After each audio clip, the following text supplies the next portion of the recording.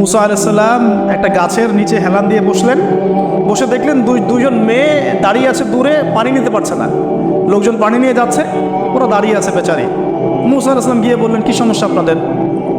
এটা নিয়ে আপনারা আবার মেয়েদের সাথে কথা বলার চেষ্টা করেন। ঠিক আছে, তো মাহারাম গায়রা মাহারাম মেনে চলে। তারা বললো যে আমাদের বাবা অনেক বৃদ্ধ মানুষ, আমরা পানি নিতে পারি না যতক্ষণ না আমাদের কম পানি নিয়ে চলে যায়। মুসা আলাইহিস সালাম তো একটু বললাম না, ফিজিক্যালি খুব স্ট্রং ছিলেন। থাকে না বডি বিল্ডার, সামনে গিয়ে কথা বলে সরো পানি দিতে দাও, তখন মানুষ একটু মূল্যায়ন করে না। তো মুসা আলাইহিস সালাম এভাবে পানি নিয়ে দিলেন এবং বাছুরদেরকে পানি পান করালেন, করিয়ে গাছের নিচে এসে বসে আছেন। বসে বসে তিনি দোয়া করছেন, এই যে দোয়াটা তিনি দোয়া করছেন, রব্বি, একটা নেক কাজ করলেন, নেক কাজ করলেন না, মানুষের উপকার করলেন, নেক কাজ করে এসে গাছের নিচে বসে দোয়া করছেন, আল্লাহ এখানে তো আমার খাবার পানি বাসস্থান কিছুই নাই, আমি কি করব? রব্বি ইন্নী লিমা আনজালতা ইলাইয়া মিন খায়রিন ফাকির। রব্বি ইন্নী লিমা আনজালতা ইলাইয়া মিন খায়রিন ফাকির। আবার বলেন, রব্বি ইন্নী লিমা আনজালতা ইলাইয়া মিন খায়রিন ফকির। অর্থ হচ্ছে, হে আল্লাহ, তুমি তোমার পক্ষ থেকে আমার উপরে যে নেয়ামতগুলো দিবে, আমি এর জন্য ফকির হয়ে বসে আছি। অর্থ বুঝে পড়বেন ভাই, নামাজ রোজা হজ জাকাত যাই করেন আল্লাহর ওয়াস্তে অর্থ বুঝে পড়বেন। অর্থ বুঝে পড়লে আপনার ইবাদতের স্বাদ পাবেন, তৃপ্তি পাবেন, আল্লাহর সাথে কানেকশন হবে, আল্লাহর নূর পাবেন, মাআরিফত পাবেন, সত্য স্বপ্নও দেখবেন তখন ইনশাআল্লাহ। তখন সত্য স্বপ্ন দেখবেন ইনশাআল্লাহ। আল্লাহ পাক তৌফিক দান করে দেন। এবার আল্লাহ পাকের সাহায্য নেমে আসলো, ওই দুই মেয়ের মধ্যে একজন হেঁটে হেঁটে চলে আসছে। এবার এই মেয়ের হাঁটা সম্পর্কেও কোরআন কথা বলেছে, সুবহানাল্লাহ। এই মেয়ে কিভাবে হেঁটে এসেছে এই হাঁটার বর্ণনাই কোরআন দিয়েছে। কোরআন বলেছে এই মেয়ে হেঁটে আসছে লাজুক পায়ে। কি পায়ে? এখন আপনি এই পুরো ওয়ার্ল্ডের মেয়েদের হাঁটা দেখেন, লজ্জা আছে? তাহলে মেয়েদের সাথে লজ্জা একটা গভীর সম্পর্ক আছে। এই মেয়ের প্রশংসা আল্লাহ পাক কোরআনে করলেন, লাজুক পায়ে, লাজুক ভঙ্গিতে, অবনত নয়নে সে হেঁটে আসলো। এখন আপনি কেলে যান, গোটি খেয়ে আপনাদের টুইন টাওয়ারে যান, দেখেন সবার হাঁটা চলো দেখেন। হায়া লজ্জার কোনো বালাই আছে এখানে?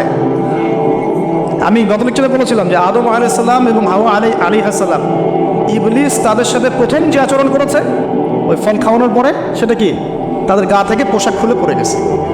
মানে নগ্ন করে দিয়েছে আমাদের পিতামাতাকে, মহাবিশ্ব নগ্ন করে দিয়েছে কে? ইবলিস। তো এখন এই পৃথিবীতে আমরা যারা নগ্নতার চর্চা করছি, তাদের কার এজেন্ট আমরা বুঝতে বাকি আছে? আমার কথা কি বুঝতে পারছেন কিনা? এই কানেকশন মেলানোর চেষ্টা করো, ডটসগুলো মেলানোর চেষ্টা করেন। সামনে যাই প্রিয় ভাই, এই মেয়ে এসে বলছে, আমার বাবা আপনাকে ডাকেন, আমার বাবা আপনাকে ডাকছেন। তিনি গেলেন, বাবা শুআয়ব আলাইহিস সালাম। তখন এক বোন ইনডাইরেক্টলি বাবাকে বোঝাচ্ছে যে বিয়ে শাদী দিলে ভালো হয়। এক বোন বলছে যে আপনি তো তাকে পুরস্কৃত করতে যাচ্ছেন, তাহলে এরকম কওয়িউন আমিন একজন মানুষকে সবচেয়ে ভালোভাবে পুরস্কৃত করা যায় তার যথাযোগ্য প্রতিদান দেওয়ার মধ্য দিয়ে। তো মেয়ের ইশারা বাবা বুঝেছেন, তিনি নিজের এক মেয়ের সাথে মুসা আলাইহিস সালাম বিয়ে দিলেন, সুবহানাল্লাহ। তবে শর্ত দিলেন, মোহর কি? মোহর তো নাই। মোহর কি এবার? মোহর হচ্ছে 8 বছর তোমাকে আমার ফার্মে কাজ করতে হবে। এটা আগেকার একটা স্টাইল ছিল, সুন্নাহ। এটা এখন নাই, যদিও আগে এরকম ছিল যে দেনমোহর দেওয়ার জন্য এই এক পদ্ধতি ছিল। যেমন ইয়াকুব আলাইহিস সালামের ক্ষেত্রেও এরকম 7 বছরের কথা আসছে, তিনি 7 বছর তার শ্বশুরের ফার্মে কাজ করেছেন। এটা নতুন ছিল না ওই সময়, এটা কমন ছিল। এখন যেমন আমাদের দেশে কমন 10 লাখ টাকা মোহর হবে, 10,000 টাকা দিব, বাকিটা সব বাকি, তাই না? এরকম আর কি কমন কিছু বিষয় থাকে আর কি। আস্তাগফিরুল্লাহ, মাফ করুক। বলবে দাসরাতে, বলবে আমাকে মাফ করে দাও। শুরুতেই নিজের গায়রথহীনতার পরিচয় দিল। আবার এদিকে শ্বশুরের কাছে মাশাআল্লাহ মোটা অঙ্কের ডোনেশন নিতে চান, যৌতুক। বিয়ে আমাদের ওখানে মাশাআল্লাহ মানে কেনা বেচা, মেয়ে বিক্রি করতেছে আর ছেলে কিনতেছে। এবার 8 বছর পূর্ণ করা হলো, তিনি আরো 2 বছর 10 বছর পূর্ণ করলেন। এই 10 বছরে মুসা আলাইহিস সালাম নববী পরিবেশ পেলেন, অভিভাবক পেলেন, স্ত্রী পেলেন, প্রেমময়ী সন্তান ইত্যাদি সবকিছু। এবার আল্লাহ রাব্বুল আলামিন তাকে মিশরের দিকে যাওয়ার যে সময়টা এখন হয়ে গেছে, 10 বছর হয়ে গেছে, মিশরে যেতে হবে। যাওয়ার পথে স্ট্রিট প্রসব বেদনা উঠেছে। তখন মুসা আলাইহিস সালাম আগুন খুঁজছেন। আগুন কি খুঁজছেন ভাই?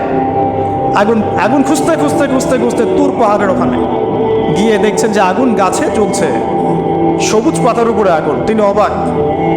এই সময় আওয়াজ আসলো, বিসমিল্লাহির রহমানির রহিম, ইন্নী আনা রব্বুক ফাখলা'না আলাইক ইন্নাকা বিল ওয়াদিল মুকদ্দাস তুয়া। মুসা, ইন্নানি আনা আল্লাহ লা ইলাহা ইল্লা আনা ফা'বুদনি ওয়া আকিমিস সালাতা লিযিকরি। মানে এখানে অনেকগুলো কথা আছে, সূরা তাহার মধ্যে আছে।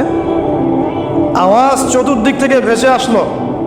মহান আল্লাহ রব্বুল আলামিন তার শান অনুযায়ী, তার ইজ্জত অনুযায়ী তিনি যেভাবে কথা বলেন সেভাবে মুসা আলাইহিস সালামের সাথে কথা বললেন। আল্লাহু আকবার।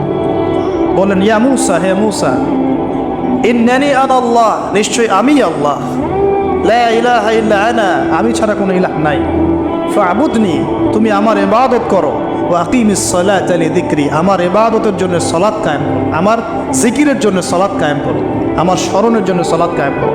ফাখলা'না আলাইক, তোমার জুতা খুলে ফেলো, ইন্নাকা বিল ওয়াদিল মুকদ্দাস তুয়া, তুমি তুয়া উপত্যকায় আছো, পবিত্র তুয়া উপত্যকায় আছো। আদব শেখানো হলো। এভাবে অনেক কথোপকথন হলো। নবী মুসা আলাইহিস সালাম ভয় পেয়ে গেলেন এবং আল্লাহ পাক আরো কথা বললেন, ওয়ামা তিলকা বিয়ামিনিকা ইয়া মুসা, তোমার ডান হাতে এটা কি? মুসা আলাইহিস সালাম বলছেন, ক্বালা হিয়া আসায়া আতাওয়াক্কাউ আলাইহা ওয়া আহুশু বিহা আলা গনামি ওয়া লিয়া ফিহা মাআরিব উখরা। এটা তো আমার লাঠি, এটা দিয়ে আমি ডালপালা পারি, আমার এই যে গবাদি পশু চড়াই। আল্লাহ পাক বলছেন যে ছুঁড়ে মারো, আলকিহা ইয়া মুসা, ছুঁড়ে মারো। ফালকাহা, তিনি ছুঁড়ে মারলেন, ফাইদা হিয়া হাইয়াতুন তাসআ, এবং এটা ছোটাছুটি শুরু করলো, বড় একটা সাপ হয়ে গেল। সুবহানাল্লাহ। এগুলো কোনো গাল গল্প নয়, এগুলো আল্লাহ রাব্বুল আলামিনের মুজিজা, মুজিজাতুল কুবরা, এটা বড় মুজিজা। তিনি পিছনের দিকে দৌড়ানো শুরু করলেন সাপ দেখে, খাইফান ইয়াতারাক্কাব, মানে ভয়ে দৌড়ানো শুরু করলেন। আল্লাহ পাক বলছেন, লা ইয়াখাফু লাদাইনাল মুরসালিন, আমার কাছে রসুলগণ ভয় পায় না, তুমি ভয় পেও না, তুমি ওটাকে ধরো পিছন থেকে, সেটা আবার লাঠি হয়ে যাবে। পিছন থেকে হাত দেওয়া হলো, লাঠি হয়ে গেল। সুবহানাল্লাহ। এবার বলছে যে তুমি তোমার বগলের নিচে হাত ঢুকাও। মুসা আলাইহিস সালাম বগলে হাত ঢুকালেন, বের করলেন, হাত থেকে টর্চ লাইটের মতো আলো বের হওয়া শুরু। এটা দ্বিতীয় নিদর্শন। কেন দেওয়া হলো নিদর্শন? এবার আল্লাহ পাক তার দায়িত্বটাকে বলছে, তোমাকে নিদর্শনগুলো কেন দিলাম, তোমাকে মনোনীত কেন করলাম, কেন তোমাকে মনোনীত করলাম? মুসা, তোমার কাজটা কি? তোমার কাজ এখন এটা, ইযহাব ইলা ফিরআউনা ইন্নাহু তাগা, তুমি ফিরআউনের কাছে যাও। ফিরআউন সীমা লঙ্ঘন করেছে, মনে আছে ফিরআউনের কথা? সীমা লঙ্ঘন করেছে।